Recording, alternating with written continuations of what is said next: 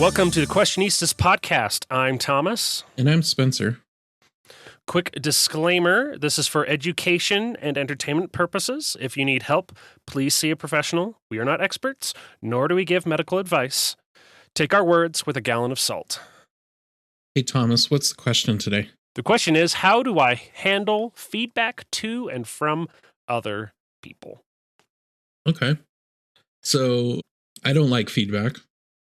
I mean, I do, but I found that I've had a lot of bad experience with feedback in the past, getting feedback, and sometimes, if I'm honest with myself, giving feedback. Oh, yeah, I've got some good stories of not being very good at giving feedback. In fact, I was just reviewing our Working with Other People episode, and I would go around telling people to do the right thing, quotation marks around right, and they didn't do it. What the heck? Why can't they just do what we know is best for them, right? Yeah. Why can't everyone just listen to me because I'm smart? Before we dive into that, one thing I want to point is, what is feedback and also what is not feedback? And that second question gets a little gray because technically any sort of reaction to what you do or say is a type of feedback, but not all feedback is useful or good. Yeah. Or, somebody comes to you and they say, "You're dumb," or "You're a doo-doo head." And then I punch you, which is my feedback to your feedback. But that's not effective, right? That's not useful or valuable to either one of us. Ryan George on YouTube, he's got this hilarious video series called The First Time Someone Did X. And he's got the first time someone punched someone. And so one person is talking to somebody else and they're saying really mean things to them. And the person who's getting yelled at is just like lifting their fists and like, "What's happening?" And they punch him in the face.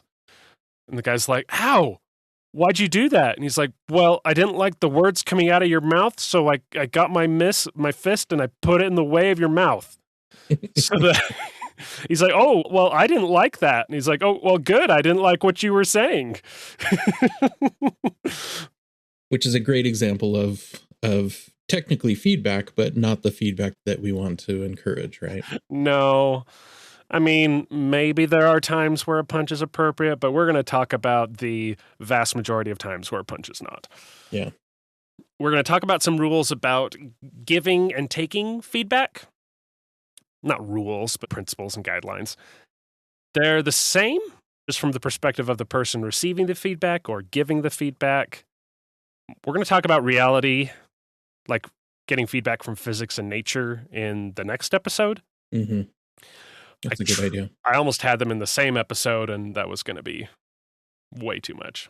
Yeah. We don't want to do a 2-hour podcast. So we want to talk about handling feedback to and from other people.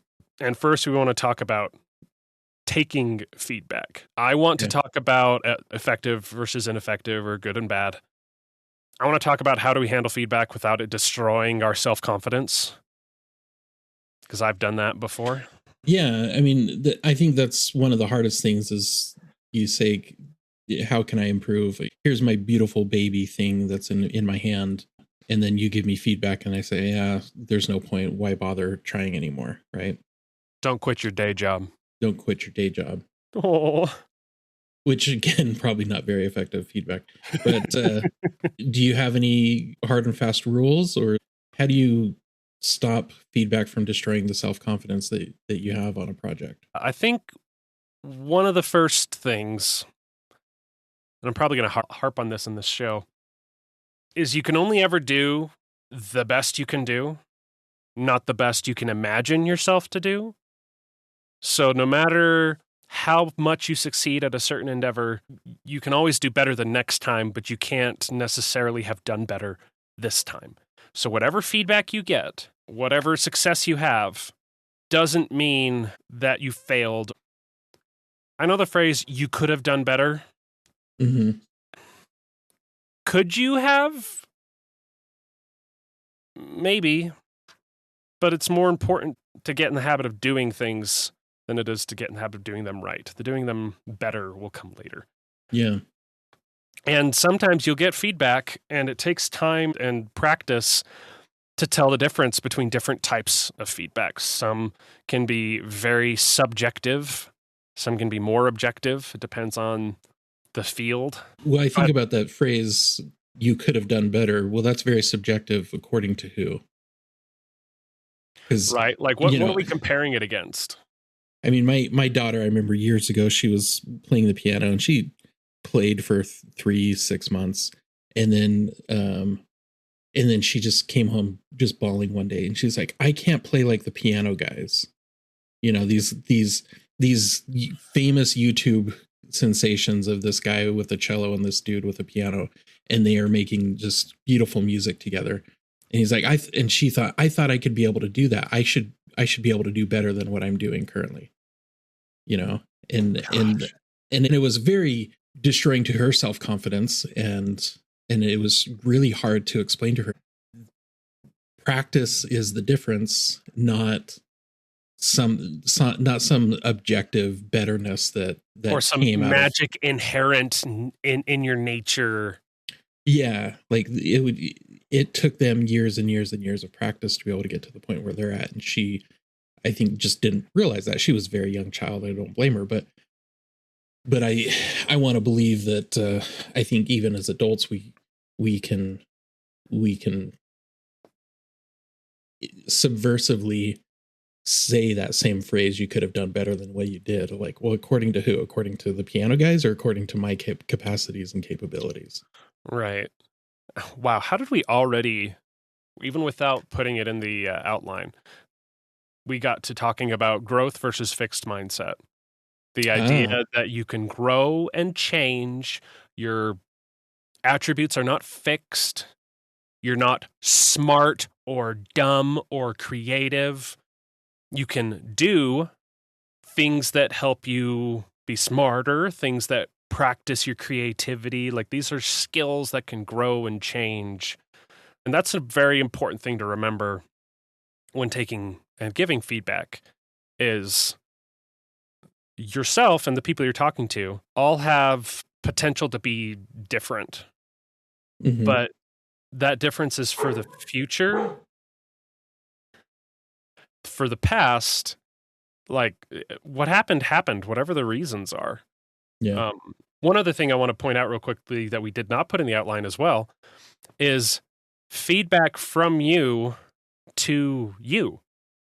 And maybe we talked about that when we talked about thinking alone. But these same principles apply when you're giving feedback to yourself and taking feedback from yourself. Mm-hmm. And the phrase, you are your own worst critic. I want to talk about a couple of the different facets, I think, that we've identified. The first one, effective versus ineffective. I remember reading something in college, and it was from an author, and he says, when I show people some of my work, I get 3 types of feedback. The first one is, oh, it's so great, it's so wonderful, everything you write is wonderful. And then the second one is, it sucks, it's terrible, why do you bother? And then the third one will say, it's good here, but it's not okay here, and it doesn't make sense here. And the author said, the first 2 are liars, and the last one is valuable to me. Whether they're liars or not, they're not effective. There's no value in just getting someone to say, oh yeah, it's great, don't change anything. And then the other one says, change everything. And then the other one says, hey, I think I see what you're doing here, but it's not working here and here. And that one allows you to be able to have, some valuable encouragement, but also some reality bites of information of how to change and how to improve on what you're creating or what you're doing. Yeah. And I think one of the most ineffective, and this is maybe just a personal preference, is when someone says, why didn't you do X? And it's obvious. Are you stupid? Yeah. Well, and maybe it's similar to begging the question of, why are you so dumb? You know, it's like, I can't respond to that. I'm starting from a defensive standpoint when you ask such a terrible question like that. And so why didn't you do the right choice when you created this thing last time? I said to my son the other day, When you want to tell people, well, obviously, or duh, Mm-hmm. well, obviously it wasn't obvious to them. Yeah. They had a reason for doing it differently. Whether you think it's a good reason or not, whatever, but if it were obvious, then they would have already thought that. Which means it's not obvious and you're just being delusional about it being, okay, I didn't say all this to my son. I always say common sense is what you know that you think other people should know. Mm-hmm. Which is a great reminder when giving and taking feedback, because trying to wheedle out something that someone is telling you, even though they're not giving you the feedback. I could sit there and say, you're not giving me good feedback right now. Someone's giving me a whole bunch of, and then I'm giving bad feedback to their feedback, and then it's just a vicious cycle. But like there's opportunities maybe outside of giving and taking feedback to be able to educate someone. But in the moment when someone gives you feedback, you're like, yeah, well, your feedback sucks. Well, okay, that's not gonna help. But it's also one of the liars, right? Let's talk about one of the other facets. We're talking about negative and positive feedback. Tell me about that. Yeah, and it was kind of a response to that it's great, it sucks, it's good, but, and he says the first two are lying and the last one is valuable. Mm-hmm. All three of them are valuable, but they're valuable at different levels and in different ways. Okay. English departments, here's an example, at like colleges or maybe even high schools and creative arts seem to have a sort of sadomasochistic relationship to feedback. Oh yeah, just tear it apart. Just take that red pen where you mark my errors and stuff and just make my manuscript bleed. Mwahaha. I'm like, okay, you keep it in the bedroom, but that is such a negative thing. People equate honest feedback with negative feedback, and that's not the same thing. And positive feedback is not necessarily honest feedback either. You don't want to do negative or positive. You want to do honest. And that's one reason I like the it's good, but, because that's somebody being honest. They're saying this part, or like, this part was good for me. This part, not so much. Yeah. To finish answering why it's great and it sucks can still be useful is because people, especially non-skilled people, can be very useful for identifying when there is a problem. Even if they're terrible at recommendations or solutions. Okay. Especially like with something more creative. But with people who are not skilled in giving feedback, you often have to learn how to hear it's great, it sucks, it's ugly, and translate that to useful feedback. Oh, what they mean is it didn't appeal to them, or what they mean is something about the design is not connecting. When it comes to like writing, or maybe, no, this is mainly storytelling. There's 3 main types of writing feedback I've heard about. Okay. There's which means I'm confused at what's going on, or I don't understand what's going on. Oh yeah? Which is saying, I don't find what's happening to be believable, like with the characters or the world or the story. And the last one is, so what? Which means I'm struggling to care what you want me to care about. When we get into objective versus subjective feedback, it feels to me we're talking about feedback you use to identify that there's a problem versus feedback that you might use to help you identify a solution. Lots of people will be quick on recommending solutions. I learned this when I was working in an ad agency. Clients will be like, okay, here's what the solution should be. Yeah. And you can look at that and see, okay, let's peel that away and peel that away. Oh, there's the problem. Why are you asking for this solution? Why do you want this solution, not 18 other options? Because you've identified this problem, which the problem could be the client's attitude, but there could be an actual problem in the system. I'm going to bounce back and forth between professional and creative. I've heard it said, and I don't know who said it, you should listen to about 1 in 4 bits of feedback that you get. Okay. This is probably especially for creative endeavor because we're talking subjective. Because with creative endeavors especially, but even in other ones, personal preference is a huge factor. Like, I've talked to different people who read the same book or watched the same movie and had wildly different reactions to it. I've also heard other people watch a movie and say, it's an objectively bad movie. Mm-hmm. And I'm like, okay, you're just an egotistical whatever. Now, moving into talking more about objective feedback, which, first off, complete objectivity is impossible. Okay, I'm going to throw that away now. There's experts that you can listen to on certain topics. For example, if you're trying to build an airplane and you talk to a physicist who specializes in aviation, they're going to give you probably some pretty good feedback on your airplane design. And theirs is based off of, which we'll talk about in another episode, their own feedback loop with reality on what actually physically works better. Or this happens a lot with my boss at work with design. He's got over 30 years of experience doing graphic design, user experience design. There's a lot of things that he knows either work or don't work because of experience. Yeah. There's value with authoritative voices. There's value with experts. I wouldn't say there's value with authorities, but maybe this is me using a specific... Oh, yeah. Okay. Sorry, I didn't touch on the authority part yet. Listening to an authority versus listening to an expert, we'll probably dive more into this in another episode, but an authority is somebody who is essentially in a higher position in the social structure than you are. Okay. Or at least you see them that way. But that doesn't mean that they're an expert.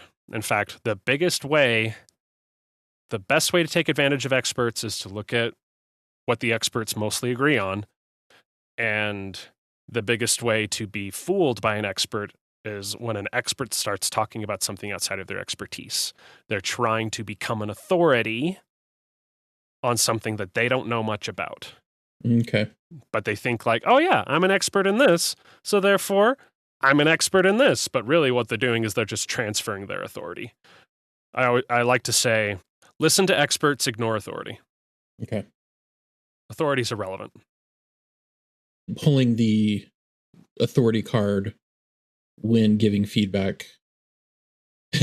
I can see one place where it becomes valuable and in listening to, and that is when it's your boss and they can fire you essentially. And it's like, okay, well, I guess that's what I'm doing. And I disagree with you, but I like my job more than I like my preference here.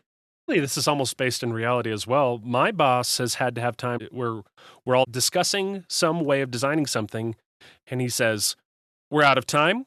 We're going to do Y because we need to move on. Yeah.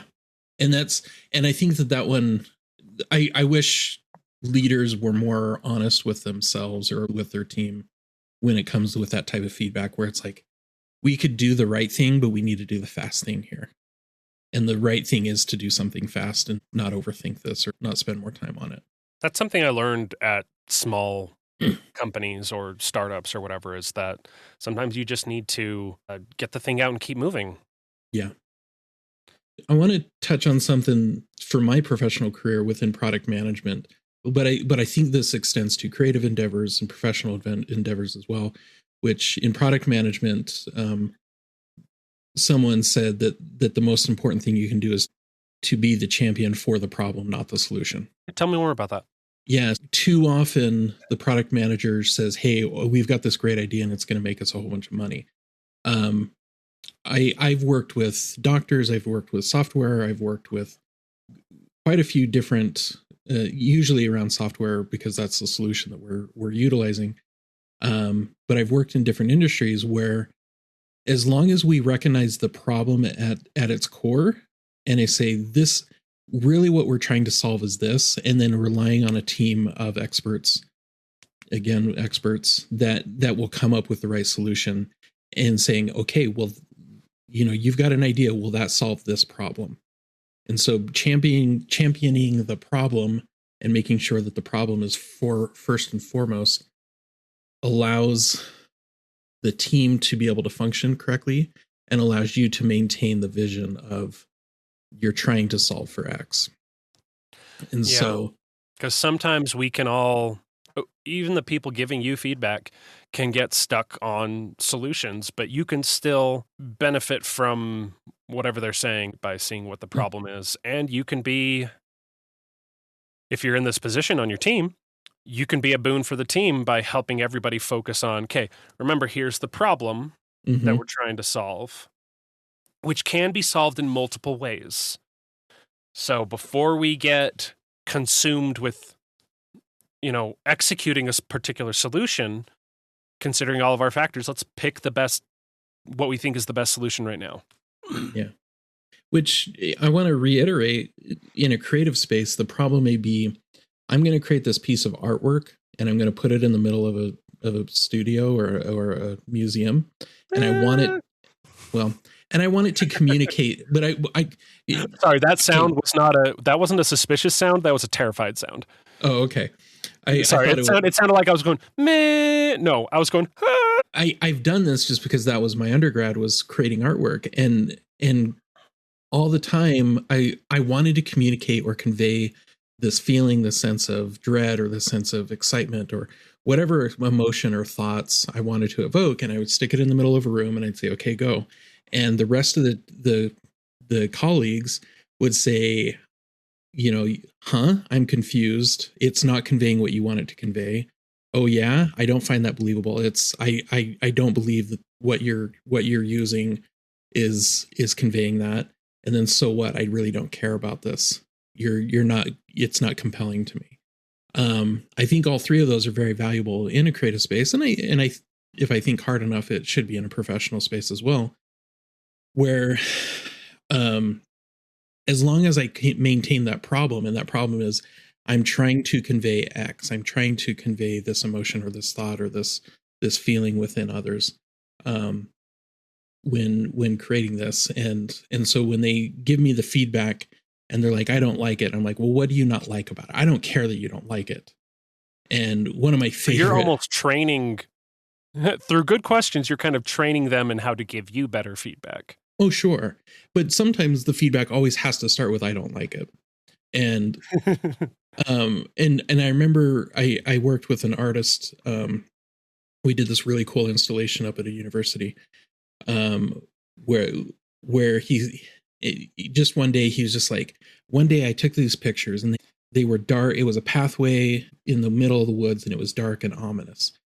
And I loved it. And I would show it to people and I'd get 50-50. Half people loved it, half people hated it. And the people that hated it said, I don't like that because it's dark and ominous. And I don't like dark and ominous things. I want something happy and chipper. And then the people that liked it said, I love it because it's dark and it's ominous. And it's like, okay, I've solved my problem because I've maintained the goal was to make something dark and ominous. And so the I don't like it's and the I like it's aren't really important, but as long as that's the first step, you can't stop there. You have to continue to dig deeper and say, okay, what are you talking about? Where are you going, and what problem is this solving for you? Or what problems do you see?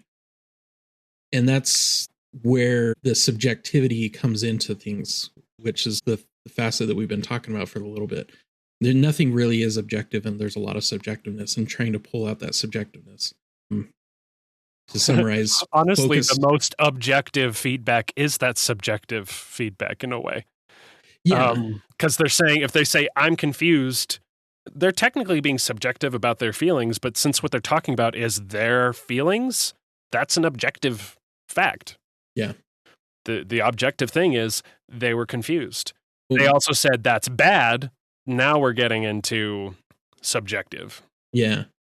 And ultimately, one of the things that I think is, we had to learn this in art school. And I remember this one woman, she joined our classes, and there was a group of colleagues. This cohort was together for 2 or 3 years already. And this woman comes in and the teacher was trying to couch this very kindly to her. And he's like, now we're going to do critiques and we're going to give each other feedback. And then sometimes it's not going to be good feedback. And sometimes it may hurt. And this woman just like, she just glazed over. She's like, I don't understand what you're talking about. And I looked at her and I said, We don't hate you. We hate your baby. And she just looked mortified to me. But it was the most succinct way, and probably not the most tactful way of someone helping them understand, like, listen, you know, what is it in writing? Kill your darlings. Kill your darlings. You know, which I would append to the end if the story needs it. There's that interesting. There's that leaning on the side of sadomasochism versus or negativity versus honesty. Mm-hmm. Because guess what? Sometimes your darlings are what makes your story great because you love them and you're passionate about them. Yeah. But sometimes you're trying to include them even if some of them don't fit. Yeah. And that's and I think that's true with other creative endeavors that I've had, but also in oh my gosh, the amount of times I've been told professionally to cut large swaths of work that I've done. And it's like, deal with it. We don't need that. The client or the customer or the leader doesn't need to hear all that backstory. They just need to know the answer, you know, and you go, oh no, but this is important. And you have to cut that and you have to kill that. But it's a hard separation of things that you're trying to get feedback on and things that are about you. You know, and that one, I don't extend your identity into the thing you're getting feedback on, because that hurts. It's a really difficult. How do you deal with that? Because it's a very difficult thing not to be in love with what you're making and have your darlings. And how do you Well, there's two really important levels to it. And the first one is that if something you did is not seen as good or was not effective, that's okay.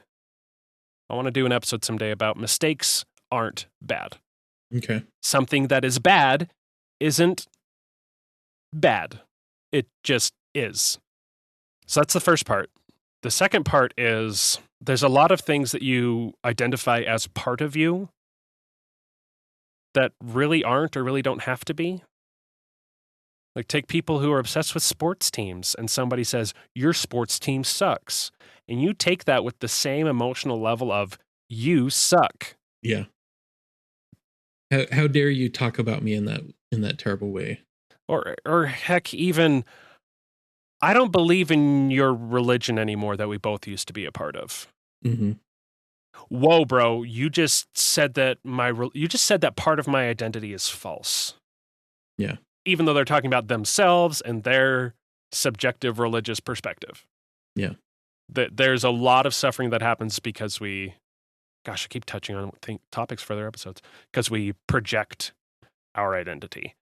Is there anything else we want to talk about taking feedback from others before we transition into giving feedback to others? I think it works for both. And so here's your transition. It's a muscle. It takes practice. And the only way to do this is to just get in a room and put something in the middle of the room and let everyone look at it and talk about it. Whether that's posting something online, letting the trolls of the internet give you the feedback that you needlessly deserve. Go Piranha's feed. Yes. Or go hang out with a group of trusted friends and share something that you built or created and ask for feedback. Art school taught me it's exposure therapy at the end of the day. Is giving good feedback takes time, and you're going to, like you said, make a lot of mistakes. Getting good feedback or listening to the feedback and figuring out how to take it without feeling like they hate you, but they actually hate your baby. Like I had to consciously tell that to myself when people would, you know, I spent 3 months on this thing and it's, oh my gosh, I'm so proud of it. And they're like, I don't get it.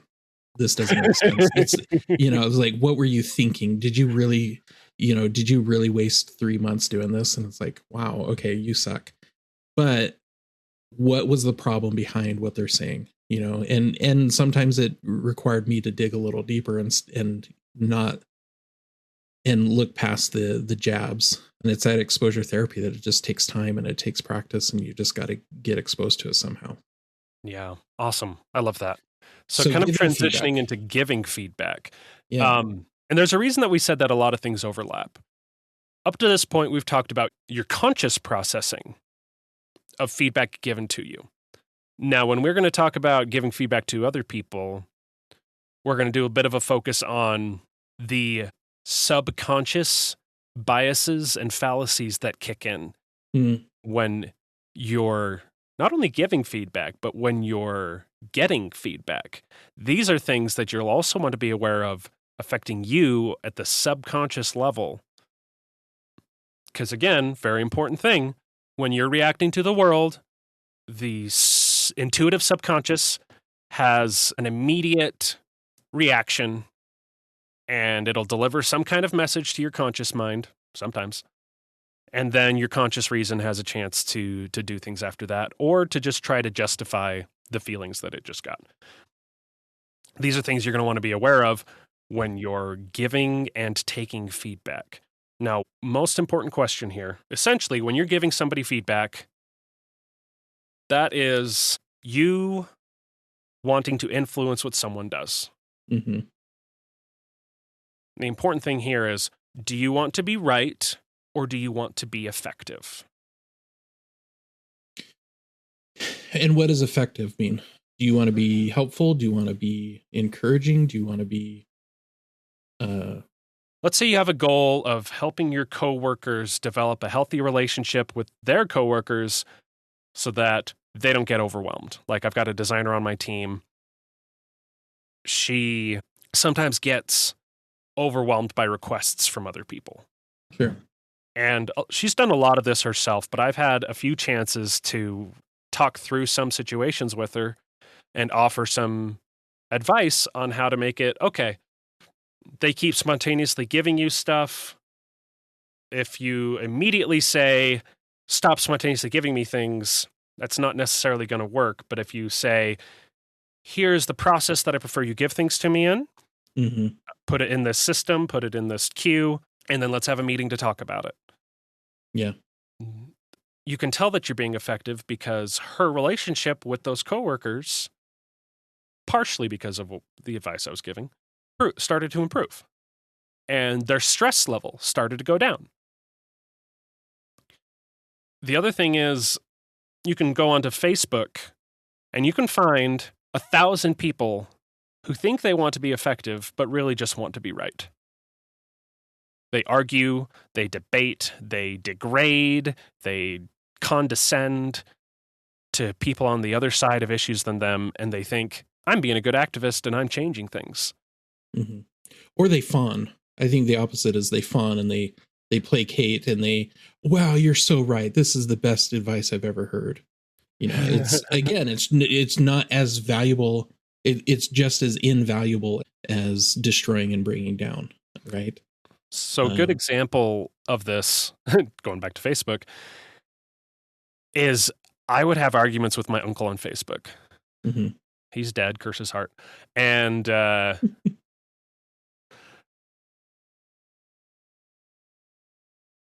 would try to get him to change his mind on something. And I was also getting really emotional. I'd talk to him, I'd argue with him.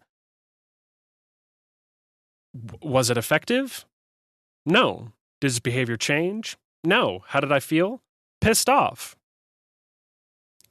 When it comes to giving feedback, gosh, for anything, you got to compare what you're doing with your goals and your results. Yeah. If they are not matching up, you need to change something and not protest that the world needs to change. Yeah.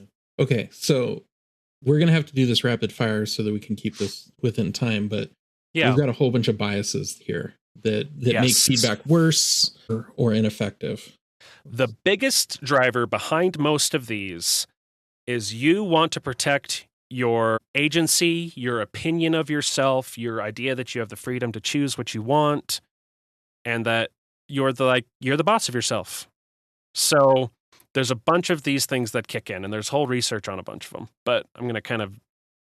And where do these come from?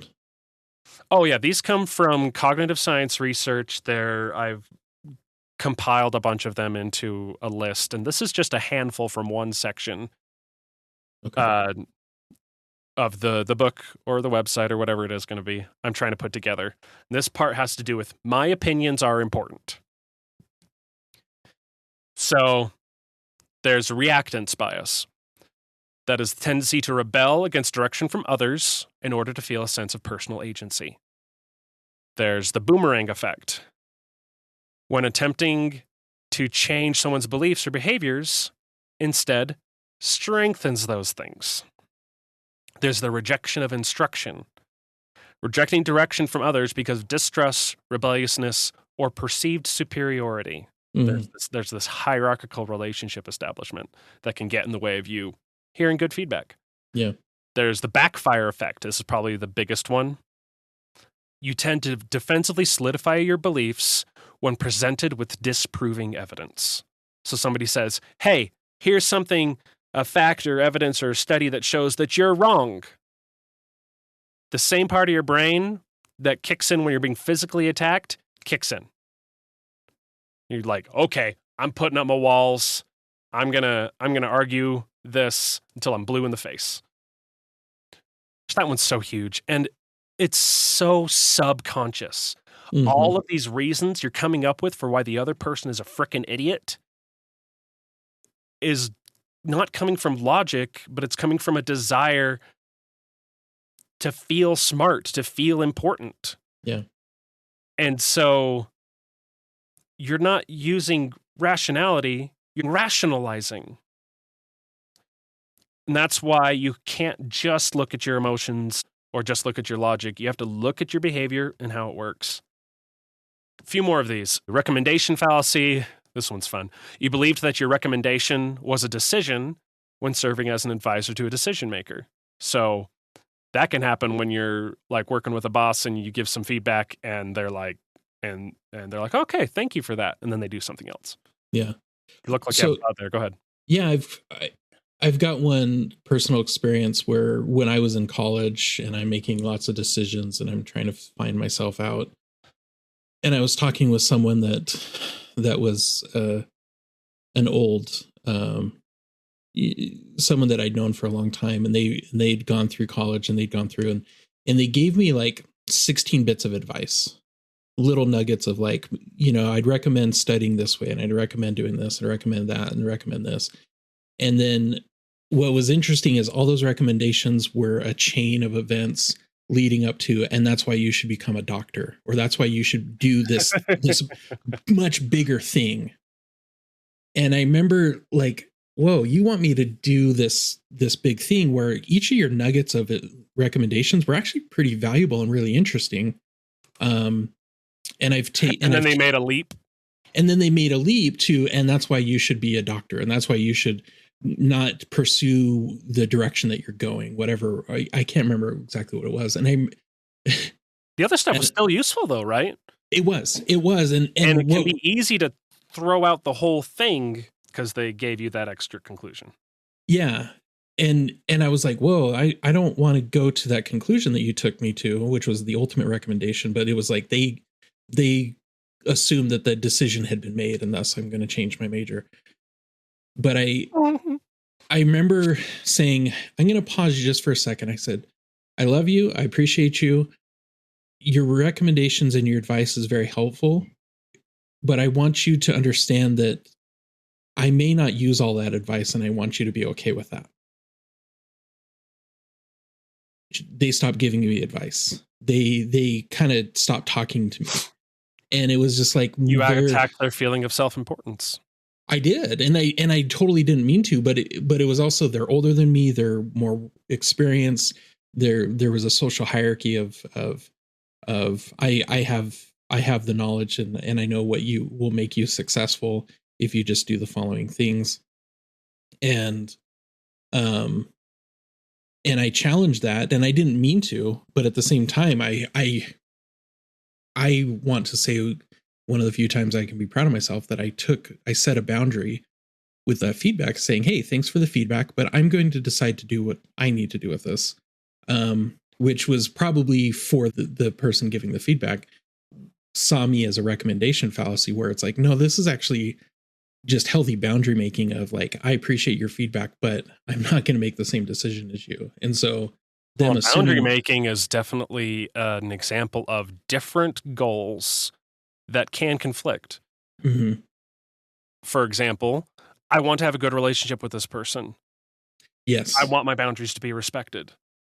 There's a chance that you could do everything right and the other person is just like, nope, I'm done with you. And sometimes there might be situations where, yeah, maybe they go ramble on about things and they're kind of encroaching on your boundaries, but you find a lot of value from the things that they say. That might be a situation where you're like, but I'm going to suffer a little bit of boundary pushing because I find value in the other things they say. So this is another reason to not beat yourself up too bad about the consequences of your actions. So you see the results and you compare them to your goals and your behavior. But I think one really important thing is to never make up your mind on what actually happened and why. Just keep experimenting, keep learning. Yeah. And unfortunately, it changed our relationship at that point when I set that boundary. But at the same time, I learned a lot and I appreciated a lot of the recommendations and advice and feedback that person was giving me. But ultimately, I was trying to solve a completely different problem than they thought I was trying to solve, and they came to a different conclusion than I did. And again, the solutions are not the important thing, but the problems and the focusing on the problems and focusing on. And you got to remember that when you are the advice giver, everything that we talked about for how we would prefer to receive advice or feedback, we need to apply to ourselves. Mm-hmm. We've got a whole bunch of other biases, but we're out of time. I think that they're good for another episode. The big one that comes to mind when giving feedback is not having all the right information. Maybe you could sit down and do a grow session with the person, goals, realities, options, way forward, and get a lot of realities. And maybe you can get as many realities down as possible. But I guarantee you that person did not spend any time asking my realities. Exploring the question or the problem is always going to be way more effective than mandating a solution, especially because information you lack, but also because they get ownership in the solution. Yeah.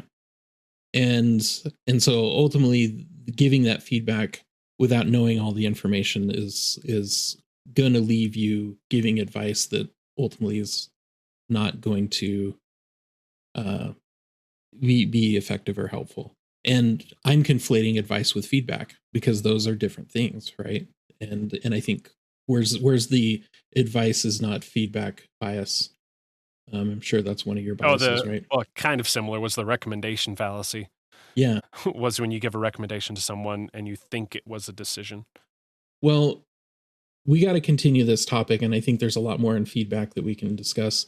The lingering question that I've got is, what about feedback that's just natural? That when reality hits you in the face because you punched a wall and you gain feedback from the wall. How do you handle that feedback is my next big question.